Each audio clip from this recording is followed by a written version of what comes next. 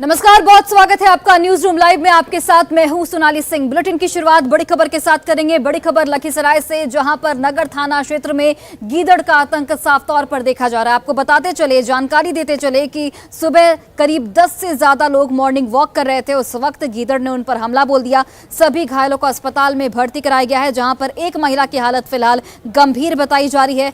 वहीं इलाके में गीदड़ के आतंक से लोग दहशत में इस वक्त रहने को मजबूर हैं। तस्वीरें आपके टीवी स्क्रीन पर, जहां पर देखिए अस्पताल में सभी घायलों का इलाज जारी है। गीदड़ ने उस वक्त हमला किया जब सभी लोग मॉर्निंग वॉक कर रहे थे। करीब 1 दर्जन लोगों को गीदड़ ने जख्मी कर दिया है। सड़क किनारे वॉक कर रहे लोगों पर अचानक पीछे से हमला कर गीदड़ ने लोगों को बुरी तरह से जख्मी कर दिया है। सभी घायलों को फिलहाल सदर अस्पताल में इलाज के लिए भर्ती कराया गया है, जिसमें एक महिला की हालत फिलहाल बेहद गंभीर बताई जा रही है। वहीं इलाके में गीदड़ के आतंक से लोग दहशत में इस वक्त रहने को मजबूर हैं। डालने के लिए पीछे से आके पैर में काट लिया। गीदड़ से कहाँ पे ये घटना हुआ? वो इंग्लिश में, वो लखीसराय इंग्लिश मॉल में। हाँ, अचानक पीछे से आके अचानक पीछे से। कैसे बचे आप? वो हम पैसे पैर से मारे, बस वो भाग गया। मॉर्निंग वॉक में जा रहे थे तो थाना चौक पर थाना तरफ से आया, दौड़ करके पीछे से काट लिया। उसके बाद गीदड़ था, उसको एक थप्पड़ मारने के बाद वो छोड़ के भागा। ये हम आ रहे थे, क्यूल से आ रहे थे हम, तो प्रभात चौक के नज़दीक में एक बुजुर्ग महिला थी, उसको मतलब काट रही थी गीदड़, जो सियार बोलते हैं, काट रहा था। तो हम गाड़ी से उतरे, नीचे स्कॉर्पियोस थे, नीचे उतरने के बाद हम उसके पास बचाएं, भाग गया, फिर वापस रिटर्न मुझ पर हमला बोल दिया। हमारे बच्चे खाना खा करके बाहर रोड पे निकले, बोले मम्मी मैं आ रहा हूँ। उतने में देखा कि ऐसी बात हो गई। वहीं पर डॉक्टर थे, हम डॉक्टर के यहाँ थोड़ा बंडिश उंडिश करा करके फिर अभी यहाँ हम दिखाने के लिए आए हैं। क्या पता चला गीदड़ हमला किया? पता नहीं, हम लोग को तो ऐसा लग रहा है कि हम लोग ऐसा सोच रहे कि कुत्ता ने काटा है, लेकिन अभी समझ में आ रहा है कि गीदड़ ने हमला किया है उस पर। और दानापुर के फुलवारी शरीफ में एक व्यक्ति की हत्या के मामले में नया मोड़ आ गया है। आपको बताते चले कि व्यक्ति के पिता ने अपनी बहू समेत 4 लोगों पर एफआईआर दर्ज कराया है। व्यक्ति के पिता का साफ तौर पर कहना है कि उसकी बहू ने अपने प्रेमी के साथ मिलकर उसके बेटे की हत्या कर दी, छत से उसे फेंक दिया, जिसकी वजह से उसकी घटनास्थल पर ही मौत हो गई। फिलहाल पुलिस इस पूरे मामले की छानबीन में जुट गई है। तो फुलवारी शरीफ में एक व्यक्ति की हत्या मामले में नया मोड़, जहां पर व्यक्ति के पिता ने थाने में अपने बहू समेत 4 लोगों पर एफआईआर दर्ज कराई है, जिसमें बहू पर मुख्य तौर पर हत्या का आरोप लगाया गया है। पिता के दिए एफआईआर में यह लिखा गया है कि उनकी बहू ने अपने प्रेमी के साथ मिलकर बेटे को छत से धक्का दे दिया, जिसकी वजह से उनके बेटे की मौत हो गई। पुलिस फिलहाल इस पूरे मामले की जांच में जुट गई है, जिसमें 4 नामजद अभियुक्त उनके द्वारा बताया गया। इस संबंध में एफआईआर दर्ज करके अनुसंधान किया जा रहा है। अभी जो है मामला किसी भी डिसीजन उस संबंध में नहीं पाया गया, नहीं लिया गया, क्योंकि जो भी चीज़ें थी अभी पहले पोस्टमार्टम कराई गई हैं, उसका इंक्वेस्ट किया गया है। अगर तक जैसे जैसे अनुसंधान में बहुत सारी चीज़ें क्लियर होंगी, अगर तक कार्रवाई।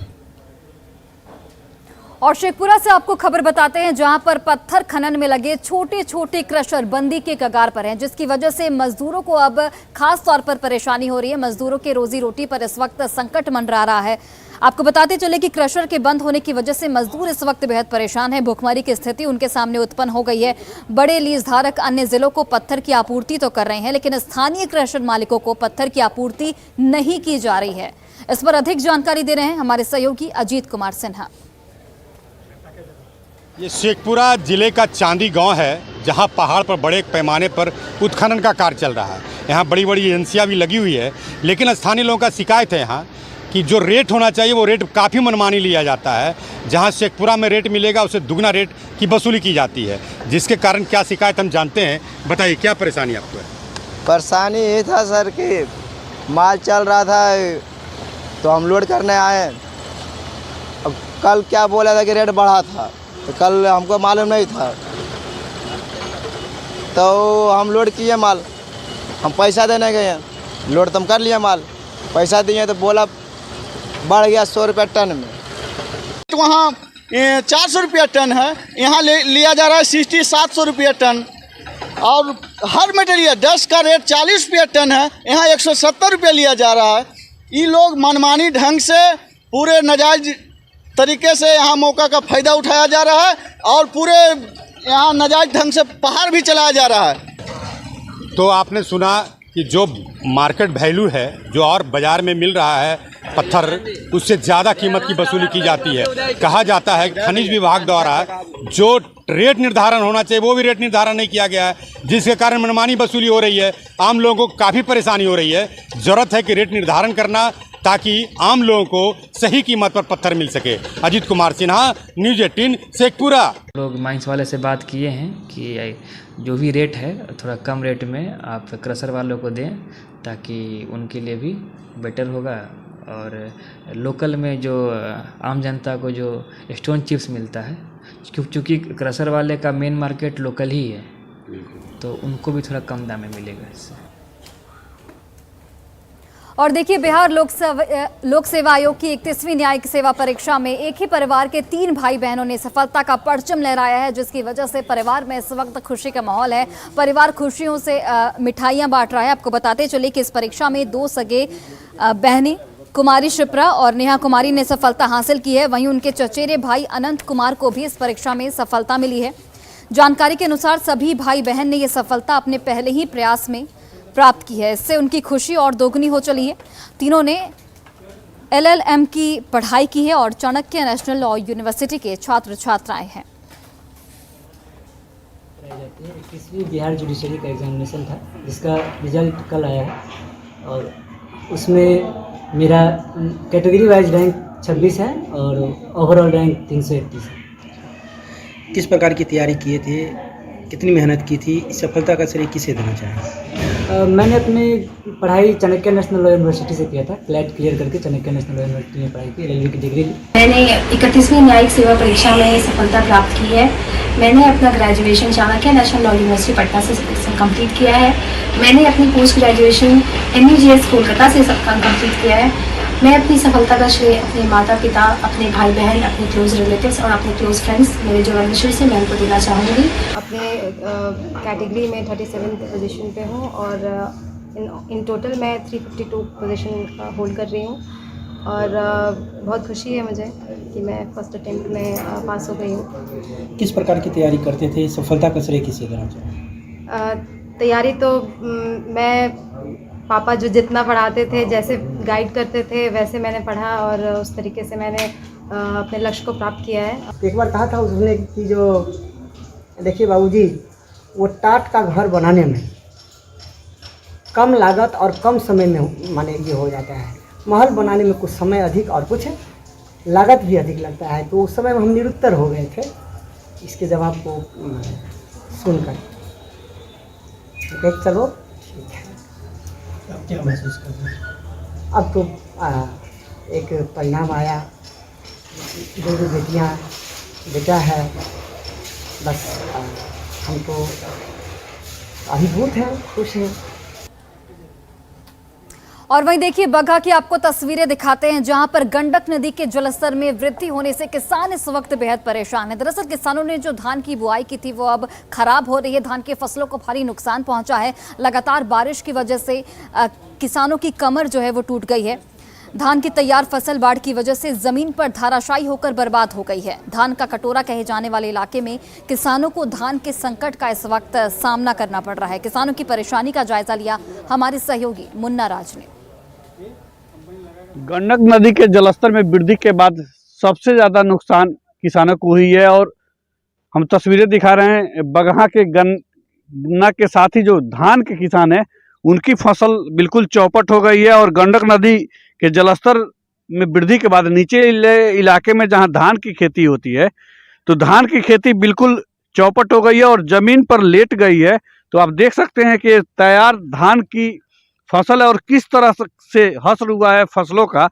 तो किसान किसी तरह धान की रोपनी करते हैं, उसमें पानी देते हैं, खाद देते हैं और जब काटने की बारी आई है तो आप देख सकते हैं किस तरह की तस्वीरें बनी हुई है। और बगहा की हम तस्वीरें दिखा रहे हैं, जो धान के किसानों को विशेष तौर पर नुकसान हुआ है और धान की जो तैयार फसल है वो कटने से पहले ही पूरा ज़मीन पर लेट गया है। गंडक नदी की तबाही ने किसानों को सड़क पर ला दिया है और तमाम ऐसे किसान हैं जो विलाप कर रहे हैं। तो कुछ किसानों से भी हम बात करने की कोशिश करेंगे। तो कैसे देखते हैं इस नुकसान को? सर बहुत नुकसानी भइल बा। जौन बाढ़ जौन आवता काटे के समय आइल टोटल धान डूब गइल आ सब लिपा पोता हो गइल, कोनो काटे लायक नहीं है, सब निपत्ता भाई सब नुकसान हो गइल क्लियर। किसान बहुत मेहनत करके धान को रोपनी कराता है, पानी पटाता है, खाद उद देता है, उसके बावजूद नदी का गंडक नदी का पानी आया, सब धान को लिपा पोता करके सुता दिया, जमीन पर काटने लायक नहीं है। इससे किसान को बहुत बड़ा नुकसान हुआ है। सरकार से क्या मांगते हैं? हम तो सरकार से यही मांग करेंगे कि किसानों को मुआवजा दे। देख सकते हैं किस तरह की स्थिति बनी हुई है। और विशेषकर धान की खेती की हम लोग बात करें तो धान की खेती लगभग चौपट के बराबर है निचले इलाकों में, जहां गंडक नदी का पानी घुस गया था। तो कुल मिलाकर अब किसानों को सरकार के अनुदान की तरफ आस है। मुन्ना राज, न्यूज़ 18 बगहा। और सीतामढ़ी शहर से गुजरने वाली लखनदेई नदी सालों बाद अपने पुराने रूप में नजर आ रही है। दरअसल जल संसाधन विभाग की ओर से कई प्रयास किए गए, उसके बाद ये तस्वीर दिखाई दे रही है, जिससे लोगों में काफी खुशी है। इलाके के लोगों का कहना है कि जल संसाधन विभाग के प्रयासों का साफ तौर पर असर नजर आ रहा है। तस्वीरें आपके टीवी स्क्रीन पर, जहां पर देखिए लखनदेई नदी सालों बाद अपने पुराने रंग रूप में दिखाई दे रही है। विभाग के प्रयास के बाद नदी में जल प्रवाहित होता दिखाई दे रहा है, जिससे लोगों में खुशी का माहौल है।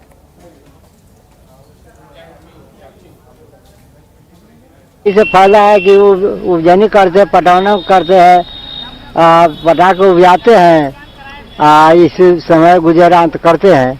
पहले क्या स्थिति था? पहले तो बहुत गड़बड़ था, पहले पानी नहीं रहता था। जी ना। लक्ष्मण नदी में जो पानी आया है उससे किसानों को बहुत फायदा हो रहा है, और खासकर जो भी पर्व त्योहार का सीजन है, पर्व त्योहार के सीजन में भी पानी आने से बहुत सहूलियत हो गई है लोगों को। जैसे मूर्ति विसर्जन के लिए कृत्रिम तालाब बनाया गया था, अगर पानी नहीं होता तो वहाँ फिर दमकल सेट वगैरह लगाना होता प्रशासन को। मैं इस वक्त मौजूद हूँ सीतामढ़ी के डुमरा प्रखंड में, और डुमरा प्रखंड से होकर गुजरने वाली यह लखनदेई नदी है। और लखनदेई नदी के बारे में अब लोग कहने लगे हैं कि लखनदेई नदी अब हंसने लगी है, क्योंकि काफी दिनों तक यह वनवास में थी और लगातार यह रो रही थी नदी, लेकिन अब हंसने लगी है। जाहिर सी बात है, जल संसाधन विभाग के द्वारा इस नदी को जिंदा करने के लिए काफी प्रयास किए गए थे, और 5 साल का वक्त लगा, 100 करोड़ रुपए की राशि खर्च की गई, तब जाकर इस नदी का उद्धार हुआ है। और भगवान राम के भाई लक्ष्मण के द्वारा इस नदी का उत्पत्ति किया गया था। कहा जाता है, पुराणों में ऐसी चर्चा है कि जब माता सीता की डोली जनकपुर से अयोध्या के लिए जा रही थी, तब भगवान राम के भाई लक्ष्मण ने माता सीता के लिए अपने बाण से इस नदी का उत्पत्ति करने का काम किए थे। और यह नदी धार्मिक दृष्टिकोण से भी काफी महत्वपूर्ण है। नदी काफी कारगर साबित होगा, क्योंकि अधिकांश पर्व त्योहार लोग नदी में करना छोड़ दिए थे, लेकिन आने वाले समय में अब छठ जैसा महान पर्व वो भी इसी नदी में होगा। राकेश रंजन, न्यूज़ 18 सीतामढ़ी। और भारत को आजादी दिलाने में एक अहम योगदान निभाने वाले राम मनोहर लोहिया की आज पुण्यतिथि, और इस मौके पर बिहार सरकार की ओर से राजकीय समारोह का आयोजन किया गया, जिसमें सीएम नीतीश कुमार ने भी शिरकत की। आपको बताते चले कि कंकड़बाग स्थित लोहिया पार्क में सीएम नीतीश कुमार ने राम मनोहर लोहिया को श्रद्धांजलि सुमन अर्पित की। भारतीय स्वतंत्रता आंदोलन में कई नेता ऐसे रहे हैं जिन्होंने आज़ादी के आंदोलन में सक्रिय भाग लिया, लेकिन आज़ादी के बाद वे कांग्रेस से दूर हो गए। राम मनोहर लोहिया भी उन्हीं में से एक नेता थे जो आज़ादी के बाद स्वतंत्र रूप से समाजवाद को समर्पित हो गए और देश के कई हिस्सों में सत्ताधारी कांग्रेस के खिलाफ हो गए। यहां तक कि उन्हें भारत में गैर कांग्रेसवाद की शिल्पकार तक माना जाता है। आज उनकी पुण्यतिथि है और इस मौके पर बिहार सरकार की ओर से राजकीय समारोह का आयोजन किया गया, जिसमें सीएम नीतीश कुमार भी शामिल हुए। कंकड़बाग स्थित लोहिया पार्क में सीएम नीतीश कुमार ने राम मनोहर लोहिया को श्रद्धांजलि सुमन अर्पित की। तस्वीरें आपके टीवी स्क्रीन पर, जहां पर देखिए नीतीश कुमार आपको नजर आ रहे होंगे। राम मनोहर लोहिया की आज पुण्यतिथि और इस मौके पर राजकीय समारोह का आयोजन, और नीतीश कुमार कंकड़बाग स्थित राजकीय समारोह में शामिल हुए, जहां पर श्रद्धांजलि दी गई नीतीश कुमार की ओर से। लोहिया जी की पुण्यतिथि है और उस समय तो हम लोग बिल्कुल छात्र थे, कॉलेज में पढ़ ही रहे थे, उसी समय उनका निधन हुआ था। हम तो जब यहाँ हम थे तो उनका निधन के पहले आकर के इनका भाषण भी हुआ था।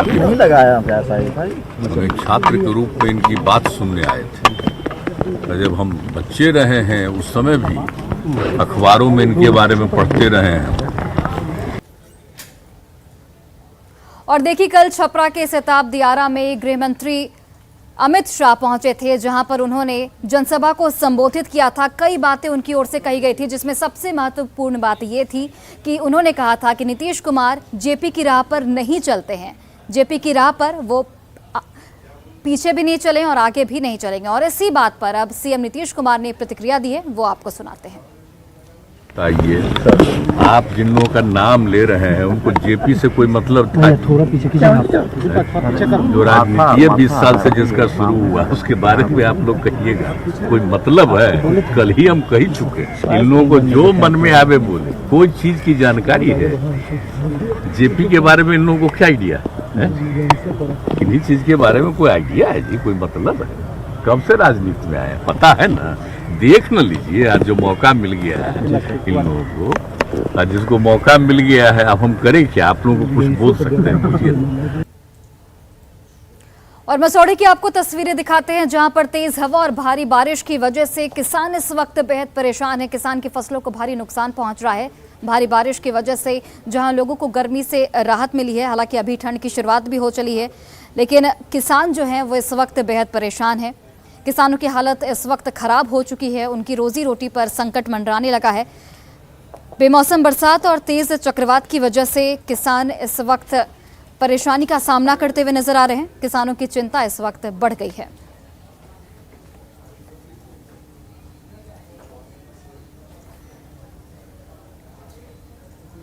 धान का फसल बर्बाद हो चुका है। इसे क्या हानि होगा? इसे क्या हानि होगा? हानि होगा कि बर्बाद हो गया, गिर जाने से बर्बाद है। लगभग कितने बीघे में होगी? लगभग 150 बीघा से कम हो। जिसे सब कर्ज लेके खेती करते हैं, बताइए तो इससे क्या मैंने हम लोग का फायदा है? कि नुकसान है। हाँ, नुकसान हुआ ना, यही नुकसान किसान के बहुत मार हुआ। और मुंगेर की आपको तस्वीर दिखाते हैं, जहां पर डेंगू का प्रकोप साफ तौर पर देखने को मिल रहा है। अगर हम सरकारी आंकड़ों की बात करें तो मात्र 35 मरीज मिले हैं, लेकिन अगर निजी अस्पताल, निजी क्लिनिक में अगर हम जाएं तो 100 से ज्यादा मरीज डेंगू संक्रमित हैं। हालांकि स्वास्थ्य विभाग की ओर से बार बार ये दावे किए जाते हैं कि अस्पतालों में उचित व्यवस्था है ताकि मरीजों को सुविधा मिल सके, लेकिन जो तस्वीर सामने आई है वो इसके बिल्कुल उलट है। दावे कुछ और हैं, लेकिन जमीनी हकीकत कुछ और है। आपको बताते चले कि पीड़ित मरीजों की सहायता के लिए हालांकि ब्लड बैंक 24 घंटे लगातार काम कर रहा है, जिससे मरीजों की जान बचाई जा सके। इस पर अधिक जानकारी दे रहे हैं हमारे सहयोगी अरुण शर्मा। डेंगू की जो अब स्थिति है वो भय से भयावह हो गई है। एक्टिव केसों की बात की जाए तो 35 एक्टिव केस हैं जो सरकारी आंकड़ों में कहा गया है, लेकिन कई ऐसे पेशेंट हैं जो निजी अस्पताल या क्लिनिक में अपना इलाज चलवा रहे हैं, लेकिन सब में कॉमन बात है कि सबका जो प्लेटलेट है वो काफी नीचे चला जाता है। ऐसे में जिले का जो ब्लड बैंक है या ब्लड सेपरेशन यूनिट अब में जो कन्वर्ट हो गया है वो उनके लिए एक वरदान साबित हो रहा है। यहाँ जो ब्लड बैंक है, लोगों को प्लेटलेट अवेलेबल करवाने में 24 घंटे लगा जाता है। मैं अब ब्लड बैंक के जो अंदर की स्थिति है मैं वो दिखाना चाहूँगा। सबसे पहले कि जो भी यहाँ पेशेंट है या पेशेंट के जो भी फैमिली है अपने पेशेंटों के लिए प्लेटलेट के लिए वो बैठे हुए हैं। आप देख सकते हैं कि यहाँ पे जो वेटिंग रूम है, वेटिंग रूम में भी जो ये बैठे हुए हैं सब प्लेटलेट के लिए ही बैठे हुए हैं ताकि उनके पेशेंट को जल्द से जल्द प्लेटलेट मिले और वो स्वस्थ हो सके। इसलिए ब्लड सेपरेशन यूनिट जो है इनके लिए काफ़ी ही फायदेमंद साबित होगा। प्लेटलेट के लिए आने लगे हैं। यहाँ के जो इंचार्ज हैं हम उनसे ही जानेंगे कि यहाँ पे ब्लड बैंक जो है क्या कैसे काम करता है।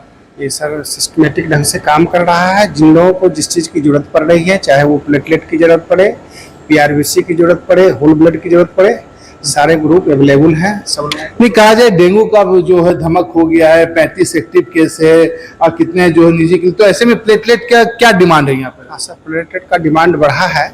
पिछले मंथ भी मैंने 74 यूनिट ब्लड सप्लाई किया है प्लेटलेट, और अभी 1 वीक में 10 दिन के अंदर लगभग 50 यूनिट ब्लड प्लेटलेट निकल। आपने देखा कि जो ब्लड बैंक जो है वो प्लेटलेट अवेलेबल करवाने में कहीं से भी पीछे नहीं है। 24/7 के तर्ज पे जो ब्लड बैंक है वो काम कर रहा है ताकि लोगों को जल्द से जल्द प्लेटलेट मिले और उनके जो पेशेंट है, जो डेंगू के जो पेशेंट है, उनको प्लेटलेट चढ़ाया जा सके ताकि वो जल्द से जल्द स्वस्थ हो सके।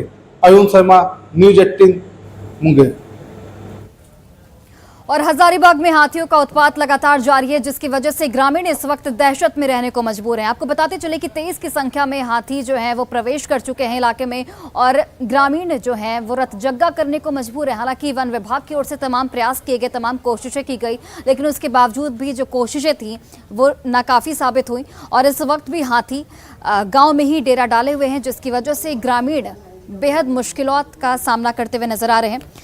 सुबह 5 बजे हाथियों का झुंड वापस पाताल बुंडू के मंझला बोन के जंगल में आ थमका। जंगल में हाथियों के डटे रहने से ग्रामीणों में उदासीनता है, ग्रामीण बेहद परेशान हैं। पिछले 5 दिनों से हाथियों का झुंड पाताल और बुंडू पंचायत क्षेत्र में गांव में घरों को क्षतिग्रस्त कर रहा है। इसके अलावा फसलों को भी हाथियों की ओर से नुकसान पहुंचाया जा रहा है और इससे लोग भयभीत हैं और जान बचाने के लिए रतजग्गा करने को मजबूर हैं।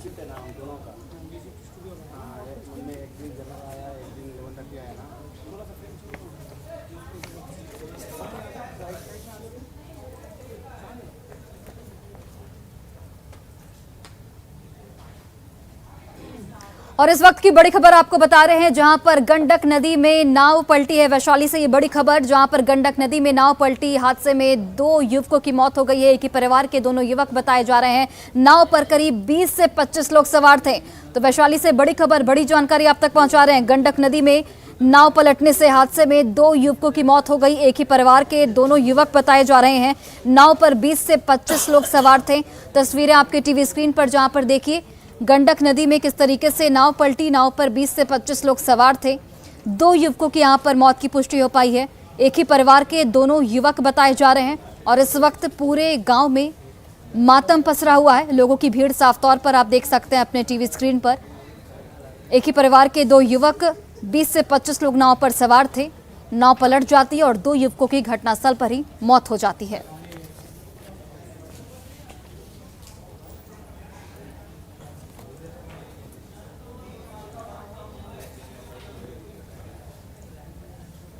और रांची से आपको खबर बताते हैं, जहां पर सरकार की ओर से, स्वास्थ्य विभाग की ओर से तमाम दावे किए जाते हैं कि स्वास्थ्य सुविधाएं मुकम्मल रूप से लोगों तक पहुंचाई जा रही है, लेकिन इसके उलट जो तस्वीर हम आपको दिखाने जा रहे हैं वो इसके बिल्कुल उलट है।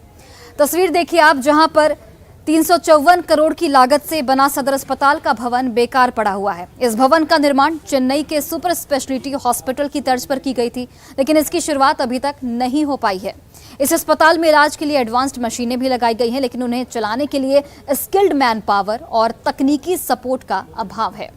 यही वजह है कि अब तक बिल्डिंग का हैंडओवर नहीं लिया जा सका है। इधर इस मामले में कोर्ट ने अवमानना का भी मामला चल रहा है। इसके बावजूद तारीख पर तारीख दी जा रही है। इस पर अधिक जानकारी दे रही हैं रांची से हमारी सहयोगी रूपाली त्रिपाठी। चेन्नई के सुपर स्पेशलिटी हॉस्पिटल के तर्ज पे बनाई गई सदर की नई बिल्डिंग जो है वो बिल्कुल फेल होती दिख रही है। सामने आप तस्वीरों में देखेंगे 354 करोड़ की लागत से 8 माले की सदर अस्पताल की नई भवन, नई बिल्डिंग बनाई गई है, जो सालों से जस का तस पड़ा हुआ है। बता दें कि इसमें एडवांस मशीनें लगाई गई है, जिन्हें चलाने के लिए स्किल्ड मैन पावर और तकनीकी सपोर्ट नहीं है। यही वजह है कि जो एजेंसी है इस बिल्डिंग को हैंड ओवर नहीं कर पा रही है। यह भवन का कार्य जो है वो 2007 में बनना शुरू हुआ था और 2014 में कार्य संपूर्ण हुआ था, जिसके बाद अब तक ये बिल्डिंग का इस्तेमाल नहीं हो पाया है। 8 माले की सदर अस्पताल की नई बिल्डिंग जो है वो ऐसे ही शोपीस की तरह यहाँ पर रखी गई है। रूपाली त्रिपाठी, न्यूज़ 18 रांची। और फिलहाल इस बुलेटिन में बस इतना ही, लेकिन खबरों का सिलसिला लगातार जारी है। आप देखते रहिए न्यूज़ 18 बिहार झारखंड।